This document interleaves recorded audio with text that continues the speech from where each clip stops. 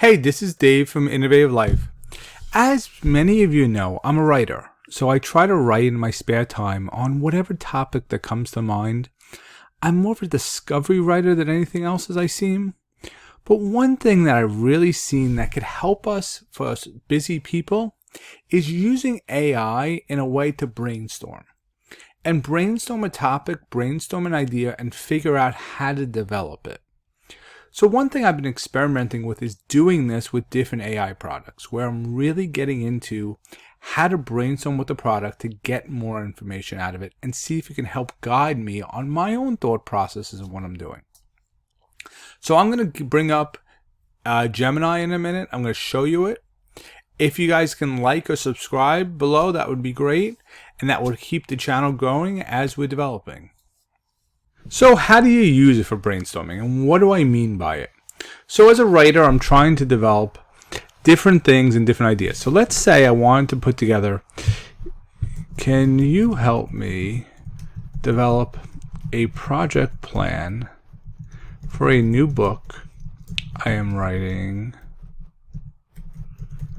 on AI? Now, I'm putting a basic prompt in, and I want to see how it comes back, just to get an idea of what a basic prompt is and what I'm doing. So it started with what you should do in the tasks. Pre-writing on the topic, do research, then the writing, setting a writing schedule, revisiting, publishing, and staying tuned, which is great. But now let's say I wanted to say, okay, great, thanks. Now I always doing stuff nicely and saying thank you to the models. I find it works better with me. And then I'll say, can you develop an outline to show someone how to make a book that covers all the AI topics that a beginner would want to know. So now the reason why I'm saying it is because if we're talking about AI and we're talking about beginners, we have to think about what's going on and how to do it.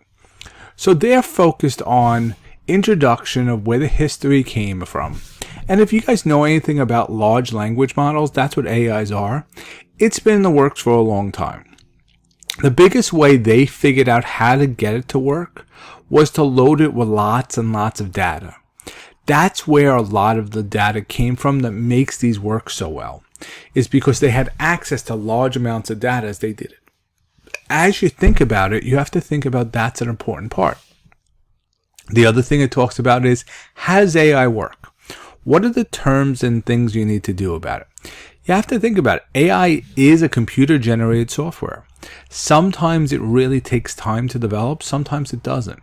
So as we're thinking about it, we have to figure that out. It talks about how to take a tour of AI, how to live with it. There's a lot of things that are going on now with AI about biases and how that happens. Where does that fit in? What's the future? One of the futures is going to be exploring artificial general intelligence, where it makes decisions without us and how that interacts with it. Then getting started and shaping. So this is a short book and I like it, but I'm going to say, okay, that's great, but what activities could you offer? Now, why I'm doing it is I'm trying to see what my interaction is as I do it. Now, if you see, it immediately started to hiccup here. I said what activities you can offer, and it brought up Chinese characters in basically concepts in a conversational way, but it brought up in Chinese. This is where AI hiccups, and it happens right in the middle of doing anything. You can see that. It did it a whole bunch and brought up Chinese characters as it did it, for no specific reason. Can you rephrase that? And that's the problem, and that's the power of AI, because it definitely does it. It says interactive, but it definitely had Chinese characters like it did here, and then regurgitated into English. So you can see, depending on where the models are, what goes on. Now that's the thing you have to learn about AI. AI is unpredictable, and is how to use it. So even though I'm brainstorming with it, and I'm going to ask it more questions like, okay, can you give me examples of AI news? And it will come back and give me great ideas. But now I have to sit down and say, okay, is that something I want to do? Is that something I want to include? I've always had trouble with trying to figure out if I ever actually want to write a book on AI, because there's so much that's changing on a daily basis as we think about it. So when we start to get there, we have to start to glimpse at where it is. I love AI because it gives me the power of interacting and thinking through my thoughts. And as I think about more and more, we're going to have to start using it in different ways. And this is one way of doing it as we figure it out. Now, you can start asking all kinds of different questions as you do it to figure it out.